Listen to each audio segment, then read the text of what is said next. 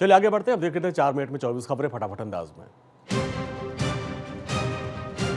लखनऊ में आज कानून व्यवस्था पर मुख्यमंत्री योगी आदित्यनाथ बैठक करेंगे। शाम 7 बजे मीटिंग होगी और आगामी त्योहारों को देखते हुए कानून व्यवस्था की समीक्षा की जाएगी। बिहार चुनाव को लेकर सूत्रों के हवाले से खबर। बिहार विधानसभा चुनाव 2 से 3 चरणों में संभव। दिवाली छठ को ध्यान में रखते हुए तारीख तय की जाएगी।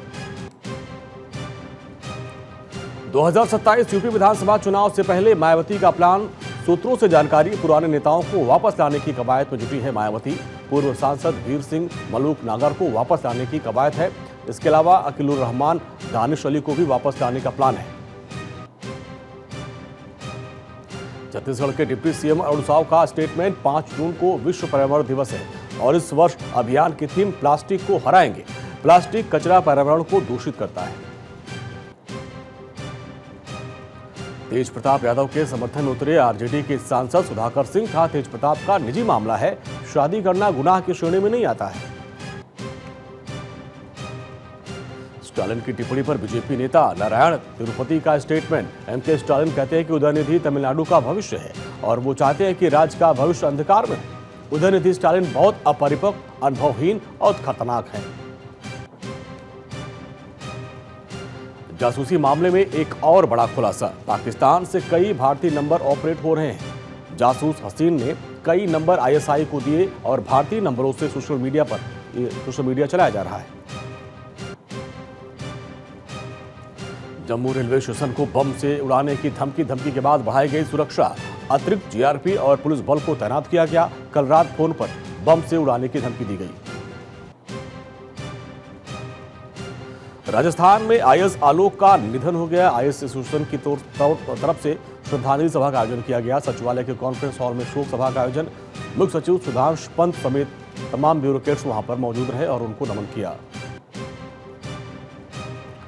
देश में कोरोना मरीजों की संख्या बढ़ती जा रही है। एक्टिव केसेस की संख्या अब 3,961 हो गई। अब तक 28 लोगों की मौत हो चुकी है। एयर इंडिया के सीईओ कैंपेबल विल्सन का स्टेटमेंट। तुर्की में नहीं होगा प्लेन का मेंटेनेंस। एयर इंडिया ने टर्किश कंपनी के साथ कॉन्ट्रैक्ट खत्म कर दिया। देश भावना का सम्मान जरूरी है। दुनिया के कई सेंट्रल बैंक की पोस्ट कोविड रिपोर्ट।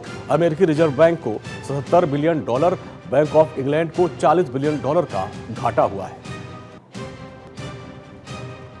बांग्लादेश में जारी किए गए नए नोटों से शेख मुजीबुर रहमान की फोटो हटा दी गई। 4 नोटों के डिजाइन में बदलाव किया गया। दिल्ली में पराग्वे के राष्ट्रपति सेंटियागो पेना का हुआ स्वागत। आईएफएस पालम पहुंचने पर गार्ड ऑफ ऑनर उनको दिया गया। उत्तराखंड में तेज बारिश का अलर्ट जारी। देहरादून, टिहरी, गढ़वाल, चमोली को लेकर मौसम विभाग ने जताई आशंका। असम अरुणाचल बॉर्डर पर वायुसेना का रेस्क्यू ऑपरेशन में वायुसेना ने 14 लोगों को बचाया।